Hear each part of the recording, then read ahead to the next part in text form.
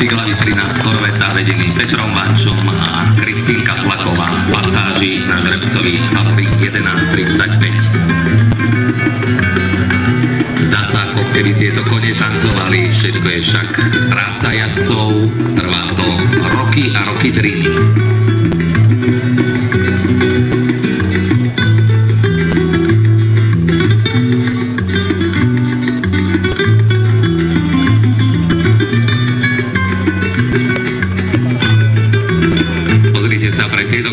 Ladné pohyby si šlachta oblúkla toto plebeno koní.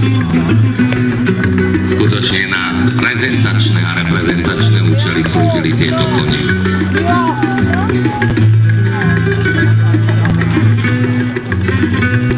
V strede vidíte, že tieto cviky sa dajú robiť nielen pod sedlom, ale aj na ruke.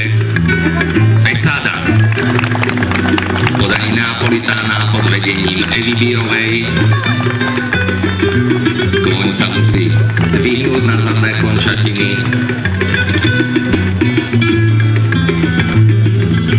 Václav Matek, šéf klasickej školy na Drhej, obratí ma za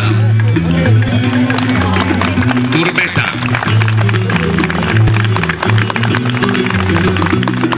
A odraziť sa niekoľkými skokmi dopredu. Samozrejme musí udržať rovnováhu. Koň má 500 kg. Tretí skok, štvrtý. A samozrejme hneď sa klania potlesk pre Ciglavýho.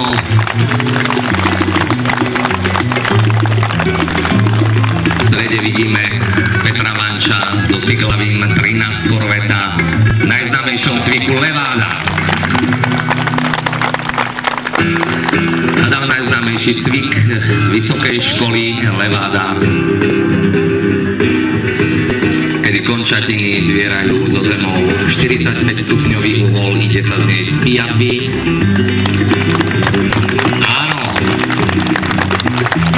pesáda podaní Neapolitána.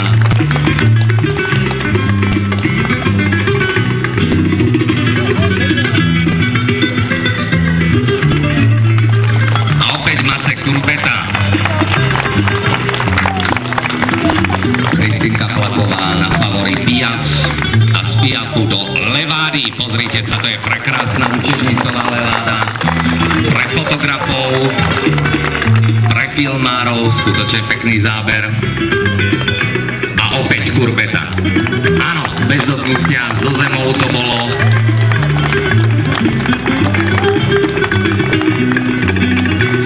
A opäť prekrásna pasáž z obraní, podsadení, podaní Petra Vanča a z Piafy do Levády, áno.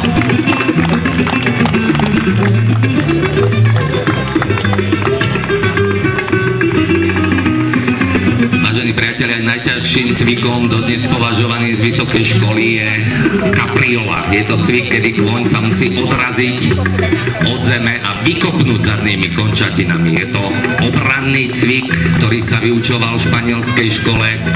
Dodnes je považovaný za najťažší cvik. Václav Matek si vymenil kone. V strede je žrebec Maestro zo 12, ktorý by nám mal ukázať najťažší cvik vysokej školy španielskej, kapriolu. Kapriola!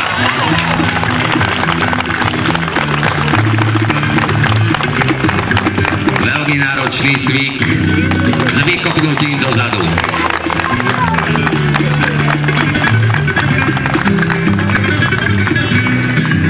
Kristínka Flaková na ruke predvádza Piaf so Ciglavým, ktorý prechádza do Levády. Vidíte, táto Leváda sa dá robiť nielen pod sedlom, ale aj na ruke pesáda s Neapolitánom v podaní Evky Bírovej. Široká plejada cvikov. Vidíme ešte kapriolu. Áno, kapriola.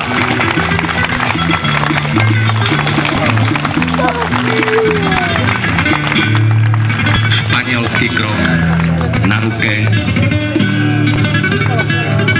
Kristínka Flaková.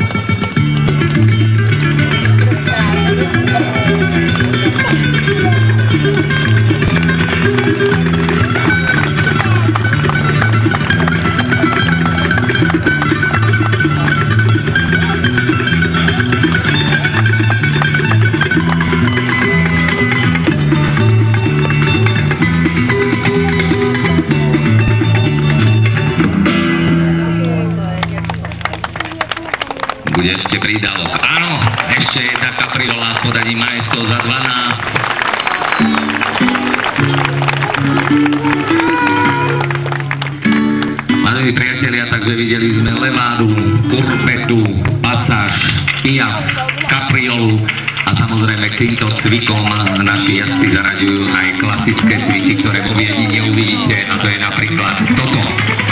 Sadnutie koňa.